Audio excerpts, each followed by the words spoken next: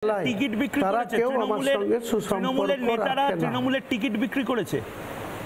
হ্যাঁ, তৃণমূলের ব্লক সভাপতিরা, জেলা সভাপতি শাউনি সিংহ রায় এবং এই যে এখন সভাপতি আছে অপূর্ব সরকার, তাদের নেতৃত্বে পঞ্চায়েতের টিকিট পিছু 2 লাখ, পঞ্চায়েত সমিতির 5 লাখ এবং জেলা পরিষদের 15 লাখ এইভাবে টাকা নিয়ে টিকিট বিলি করেছে। আমি তৃণমূলের একটা বিধায়ক, আমার কোনো কথা চলেনি।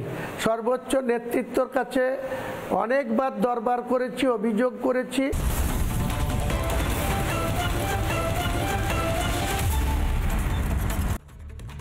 হুমায়ুন কবির, আপনাকে এই মুহূর্তে তো তৃণমূল নেতা বলা যায় না, আমাদের সাথে হুমায়ুন কবির সরাসরি যুক্ত হয়েছেন, ভরতপুরের বিধায়ক তো বলা যাবে। কেসটা কি হলো?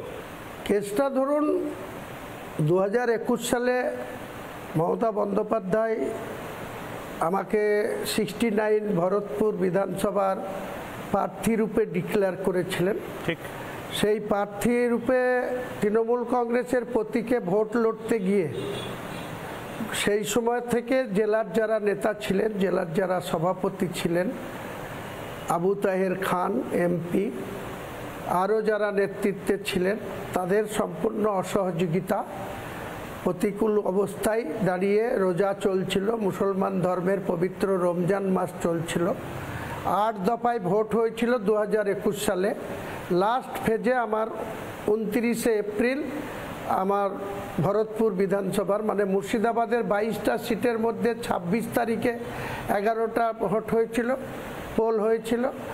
আর 29শে এপ্রিল লাস্ট দফায় 11টা, সেই 11টার মধ্যে কাঁদি সাব ডিভিশনের 4টে সিটেরই ভোট হয়েছিল, যেটা কাঁদি, খড়গ্রাম, বড়ুয়া এবং ভরতপুর।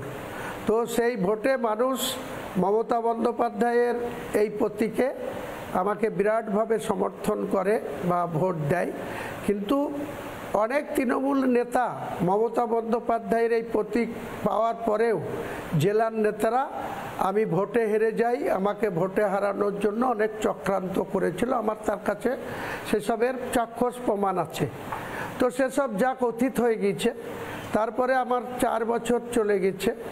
4 বছরে আমি একটা শাসক দলের এমএলএ, আমার ন্যূনতম সম্মান এই দলের কাছে আমার নেই। জেলা প্রশাসনের কখনো কখনো সম্মান পেয়েছি, এসপি তাদের কাছে, কিন্তু তার নিচের স্তরের যারা বিডিও ভরতপুর 1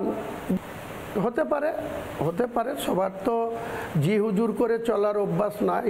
আমি আরও তো জি হুজুর দলের নাম লিখাতে পারিনি, তার জন্য হয়তো আমার এই দুর্ভাগ্য আমার এসেছে। তো আমি তা নিয়ে বিচলিতও নই, চিন্তিতও নই। আমি মেরুদণ্ড সোজা করে চলার লোক। আমি দেখেছি আমার চোখের সামনে আমার পঞ্চায়েত নির্বাচনে 2023 সালে যারা এই মমতা বন্দ্যোপাধ্যায়ের প্রশাসনের হেল্প নিয়ে যেভাবে আমাদের সঙ্গে কোনো আলোচনা ছাড়াই পঞ্চায়েতের টিকিট বিক্রি করেছে, সর্বোচ্চ নেতৃত্বর কাছে অভিযোগ করেও তার কোনো সুরাহা আমি পাইনি। এখনো সেখানে যারা পঞ্চায়েত সমিতি চালায় তারা কেউ আমার সঙ্গে সুসম্পর্ক রাখে না। তৃণমূলের টিকিট বিক্রি করেছে।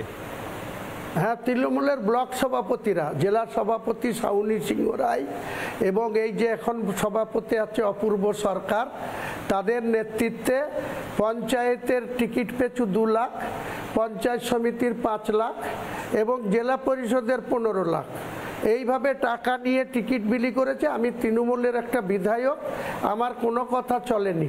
সর্বোচ্চ নেতৃত্বর কাছে অনেকবার দরবার করেছি, অভিযোগ করেছি।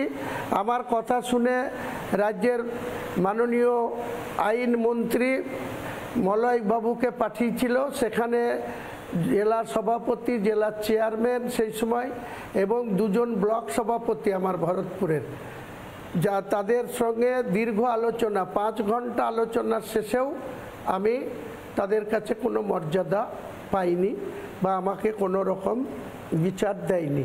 তারপরেও আমি তৃণমূলে ছিলাম, চেষ্টা করেছিলাম টিকে থাকার, কিন্তু দীর্ঘদিন ধরে ওই 2জন ব্লক সভাপতিকে সরিয়ে দিয়ে আমার পছন্দ মতো 2জন ব্যক্তিকে ব্লক সভাপতি করার জন্য অনুরোধ রেখেছিলাম সর্বনেতৃত্বর কাছে।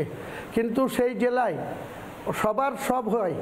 অপূর্ব সরকার যা বলে সেটা কাঁদিতে তাই হয়, নিয়ামত হাজি যা বলে সেটা হরিয়ারপাড়ায় হয়, হাসান যা বলে সেটা বেলডাঙ্গায় হয়, রবিউল আলম চৌধুরী যেটা বলে সেটা অর্ধেক হয় না।